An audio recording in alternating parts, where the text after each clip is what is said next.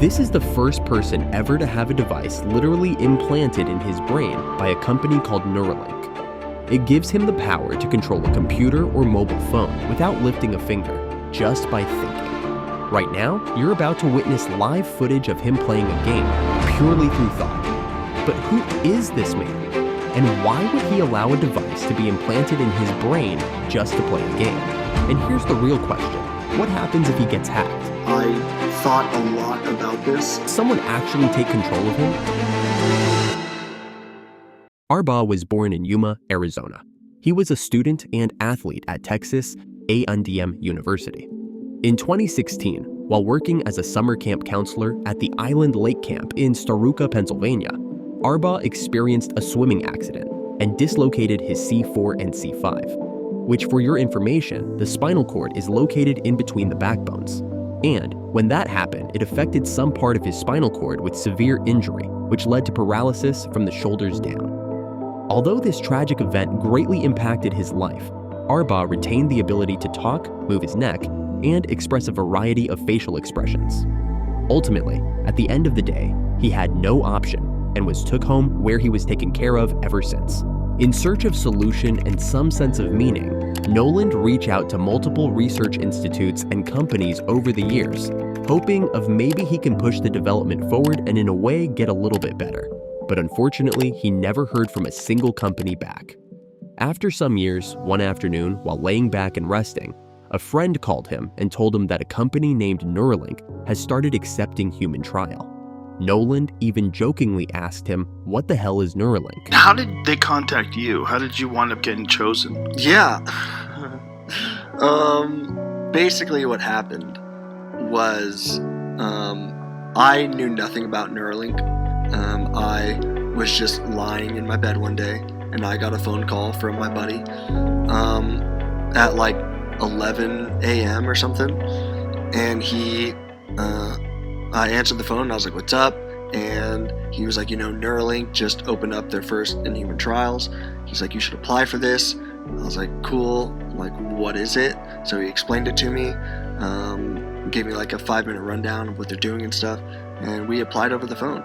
I just basically told him all my information. He applied for me. Keep in mind, this is the same company many experts have criticized, urging the FDA not to approve their trials due to various claims and past controversies. The device that will be implanted in him utilizes a technology called Brain-Computer Interface, BCI. In simple terms, a BCI is a direct communication link between the brain's electrical activity and an external device, such as a computer or a robotic limb. When a person intends to move a specific limb, its bionic equivalent moves in response. BCIs are made possible by the brain's rich network of electrical signals. The human brain contains approximately 86 billion cells called neurons. The potential connections between these neurons outnumber the stars in the Milky Way galaxy. Neurons use electrical signals to communicate with each other and send messages throughout the body, enabling functions like breathing, talking, eating, thinking, and moving body parts, such as arms and legs. For example, when a person thinks about moving their hand, specific neurons in the brain generate an electrical signal. This signal travels through the spinal cord to motor neurons, which are spread throughout the body and control both voluntary and involuntary movements by innervating muscles. The hand then moves, and sensory neurons pick up this movement, sending a signal back to the brain to confirm that the action has occurred. If we go back to Noland's situation, the device, named N1, contains a string of 1,024 incredibly thin wires that function as electrodes. Each of these wires is smaller than a human hair and is precisely placed on the surface of the brain by a robot after drilling into the skull. The primary function of these wires is to detect the brain's electrical signal activities, which I previously explained. Neuralink aren't the only company trying to develop this kind of device.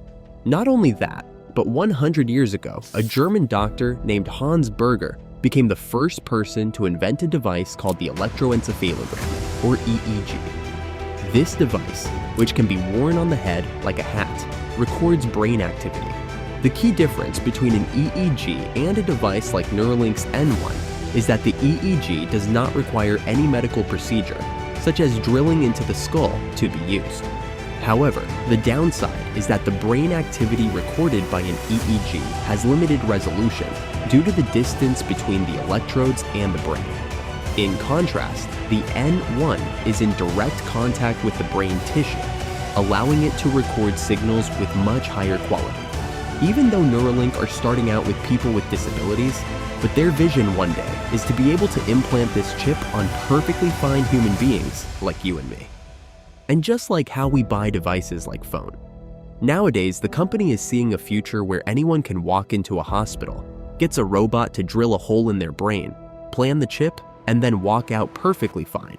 But for human beings with walking hands and legs, this begs the question, why will anyone want an implant? For starters, the CEO of the company, Elon Musk, envisions that one day, using a brain implant, a person will be able to save information directly to their internal memory, the brain, just like saving files on an SD card. To top it off, if you're asked something you don't know the answer to, you could use your brain through that chip to telepathically search the internet and instantly respond. But this has sparked a lot of concern. What happens if the device gets hacked? Should we trust a company with access to our most private data? What if, for some bizarre reason, they decide to snoop into people's deepest, darkest secrets? It might sound dramatic, but let's be real. Companies have been exploiting customer data for years. So, it's valid to ask, what happens if this technology goes south? If you enjoyed this video, please subscribe and click here to watch the story of the error that almost ended the entire internet.